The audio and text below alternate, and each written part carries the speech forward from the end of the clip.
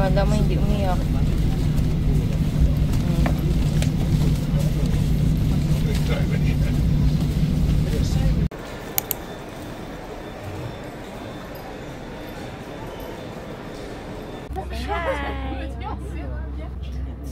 Nandito kami saan? Ang tawag dito? Shuttle.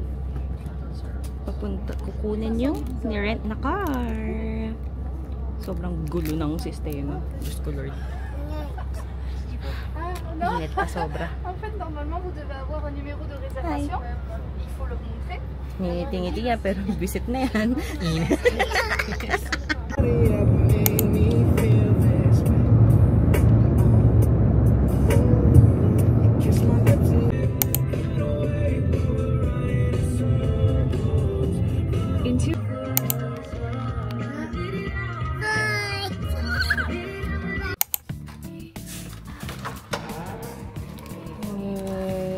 This is our hotel. Okay, it's a 1-bedroom room.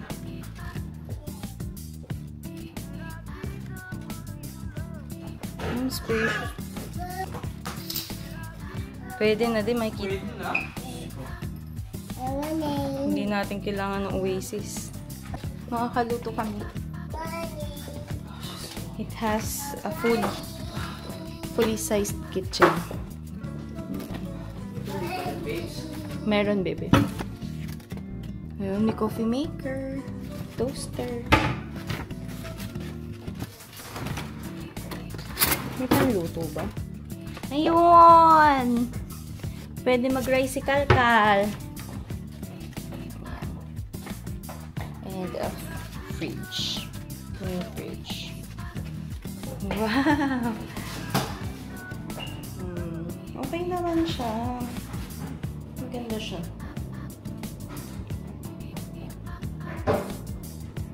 His and hers.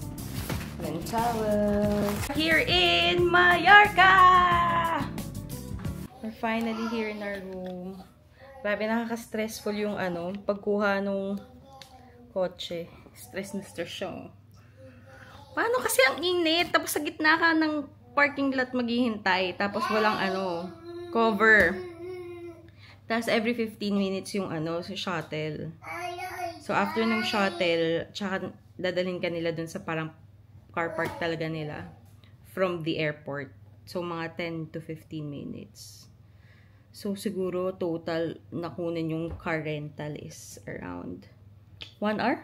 Isang oras? Say an hour. Yeah. Oo, tapos nahirapan pa kaming maglagay ng car seat. Hindi pa ata nalalagyan ng car seat kasi yung binigay sa amin na kotse. So, ayun. Ayun lang. But, yes. Finally, we're here! Ang ganda dito. Ang ganda dito talaga. Parang feeling ko, saktong-sakto siya for family. Activities.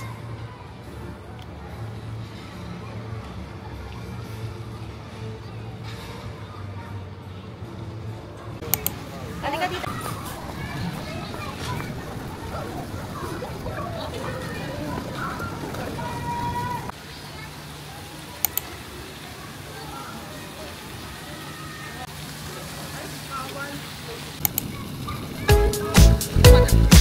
Hindi.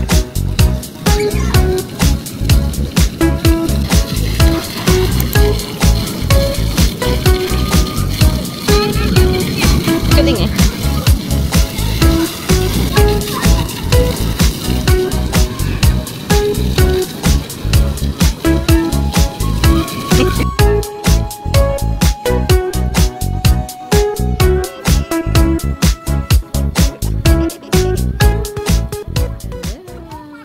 Mallorca day 1 is done.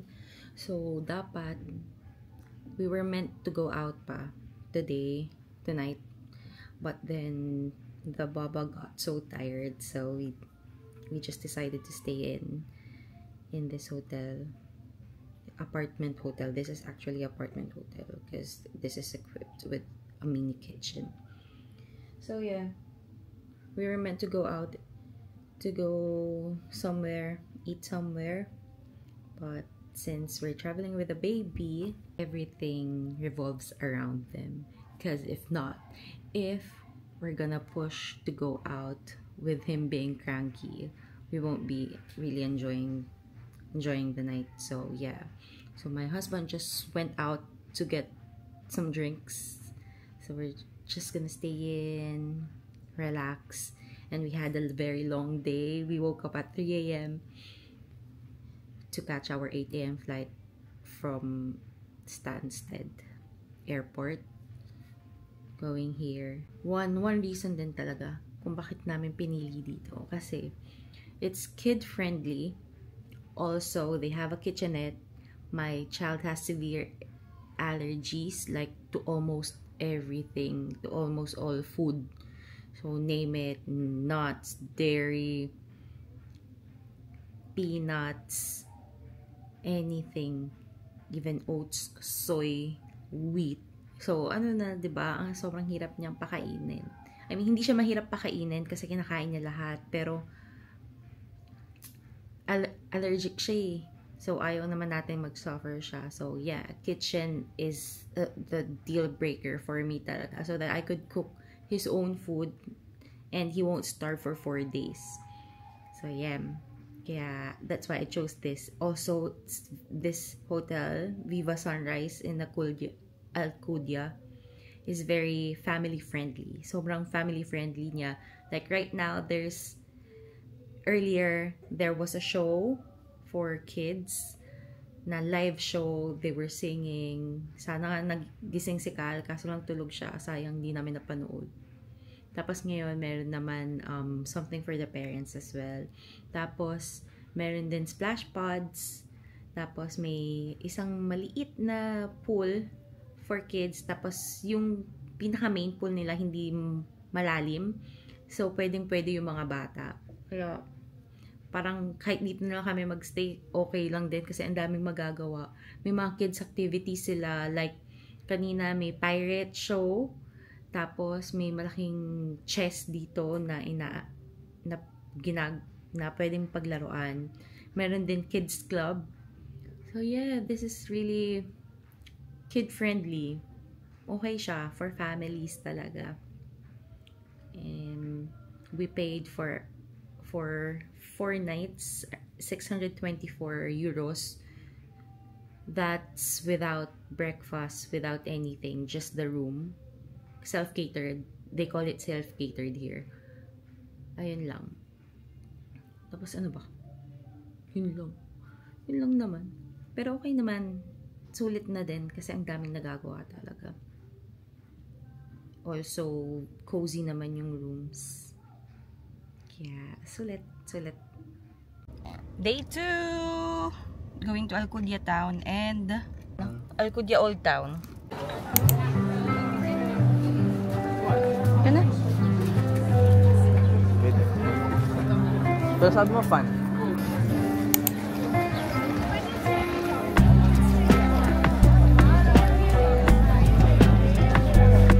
Kaltaas mo yan. Ito fruits oh.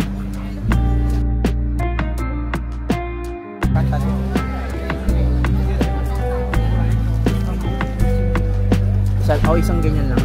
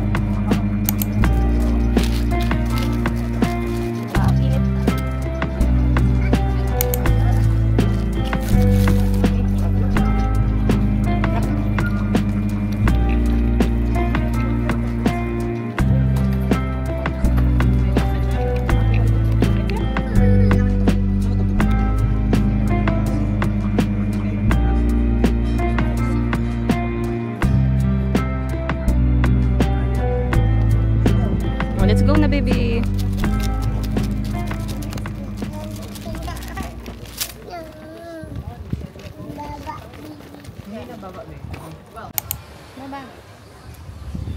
Picture.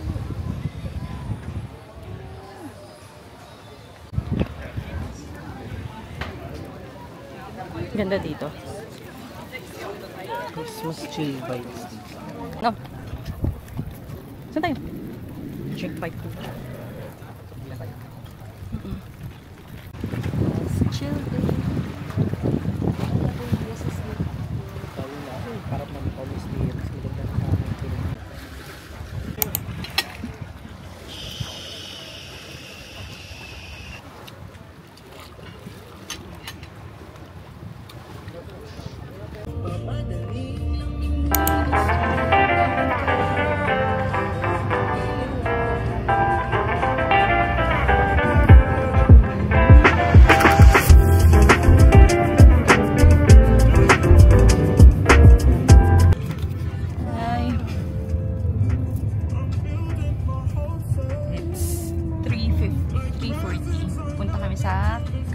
Formentor. Grabe guys, ang ganda ng view dito, sobra.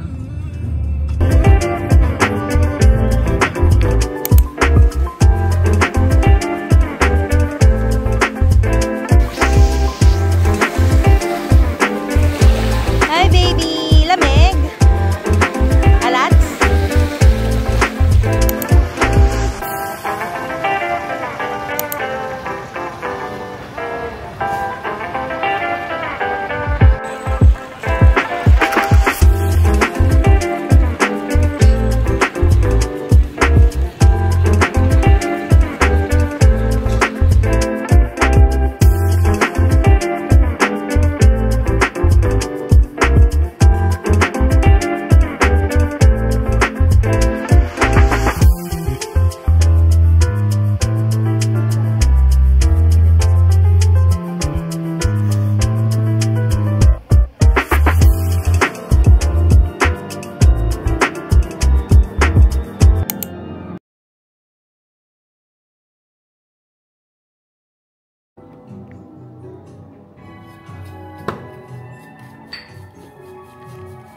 Is matcha super popular now here, or it's starting to? Because of the tourists, it's very popular because they used to have matcha, you know, in their big cities. But when they come here, they're looking for matcha and they're happy to find me because I have a very nice one. I've actually Googled where the best matcha places. Yeah, that's why I found this. Oh. So we went here specifically for it. Oh, that's so cute.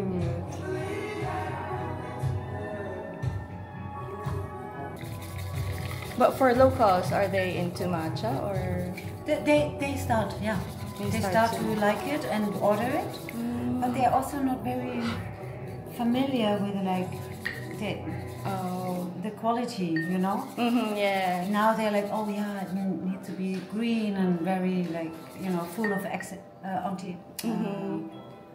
full of this amino acid, you know, for the chlorophyll, and that it makes a change in your body. Because the other quality is not. It's not doing. It's nice maybe, but it's not very. Not great. Yeah. Healthy. Yeah. Like especially the commercial grade ones. Exactly. Yeah.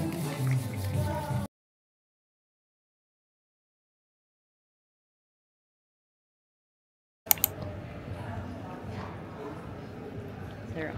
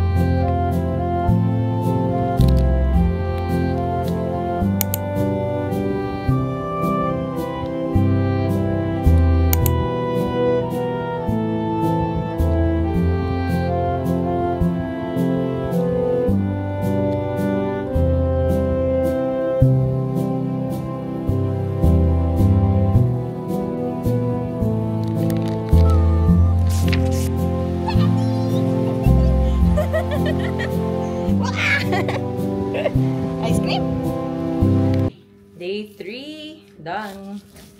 So, dito ulit kami sa Airbnb kakain. Para tipid. Diba?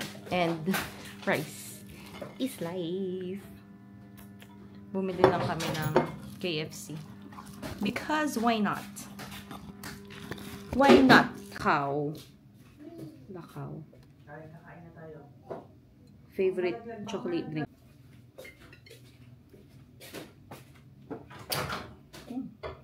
Sarap din. Parang kalas lang din nung iniinom ko kanina. KFC.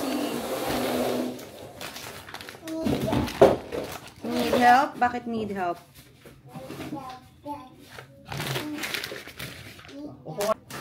Yung pepper sauce kaya, yun ano, gravy. Wala ng gravy, no?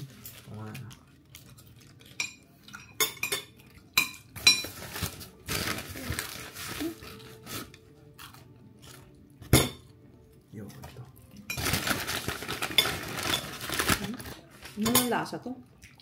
Ang lasa? Chicken nila? Yum. Baba, and guys. Walang lasa. Walang lasa yung KFC dito. Try.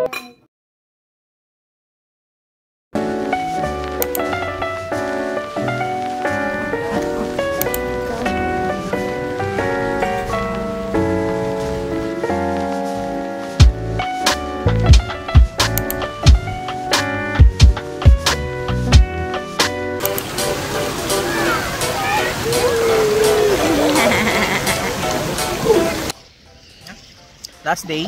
Last day here in El Cudia in Mayorga. It's about mag-7. The water.